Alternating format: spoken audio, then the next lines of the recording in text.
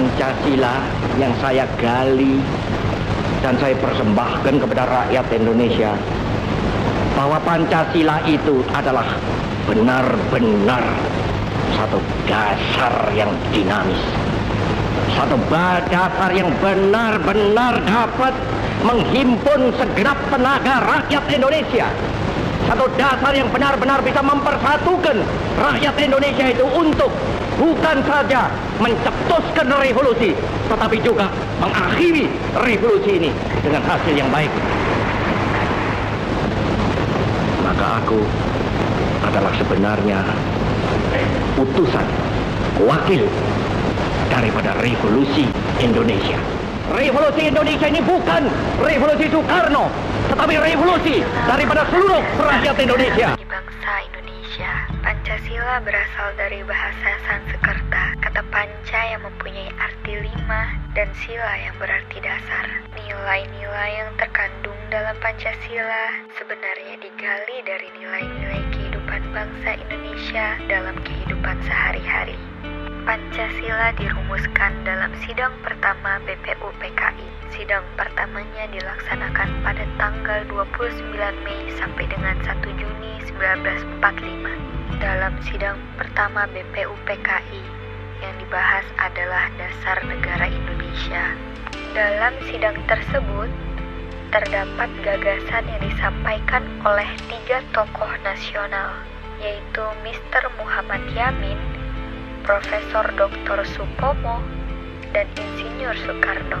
Pancasila akhirnya disepakati dengan berbagai permasalahan sebelum dirumuskan, yang berbunyi Pancasila. 1. Ketuhanan yang Maha Esa. 2. Kemanusiaan yang adil dan beradab. 3. Persatuan Indonesia. 4. Kerakyatan yang dipimpin oleh hikmat kebijaksanaan dalam permusyawaratan perwakilan. 5. Keadilan sosial bagi seluruh rakyat Indonesia. Membahas mengenai sila kelima yang berbunyi keadilan sosial bagi seluruh rakyat Indonesia. Dalam hal ini adalah keadilan pendidikan bagi seluruh anak bangsa.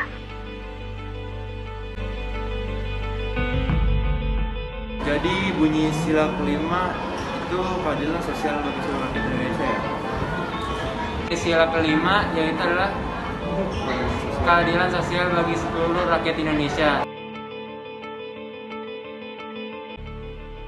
Menurut Ibu, kalau keadilan sosial itu bukan berarti sama rata, tapi setiap bangsa atau setiap rakyat atau setiap masyarakat Indonesia merasakan kesejahteraan yang sama, walaupun beda sesuai dengan kebutuhannya maksudnya. Jadi misalnya kalau untuk pendidikan menurut Ibu ya harus keadilan sosial, berarti semua masyarakat Indonesia usia sekolah memang harus sekolah sampai tingkat yang sampai tingkat yang setinggi-tingginya. Di dalam dunia pendidikan khususnya untuk sila kelima itu harus sangat diterapkan, karena di dalam sila kelima itu keadilan sosial bagi seluruh rakyat Indonesia. Tapi di dalam ruang lingkup pendidikan, keadilan sosial bagi seluruh siswa yang ada di dalam satuan pendidikan itu sendiri. Dalam hal ini memberikan sebuah keadilan bentuknya macam-macam, dari mulai penilaian, dari mulai memberikan rasa kasih sayang, karena siswa di sekolah itu bukan berarti cuma hanya sebatas anak orang yang dititipkan di sekolah, tapi anak kita sendiri yang ada di lingkungan sekolah itu yang namanya menerapkan keadilan ya, pendidikan masih belum dapat dirasakan bagi seluruh anak bangsa. Bahkan kesenjangan pendidikan bagi anak yang memiliki keterbatasan fisik maupun ekonomi masih banyak terjadi di tengah-tengah ibu kota.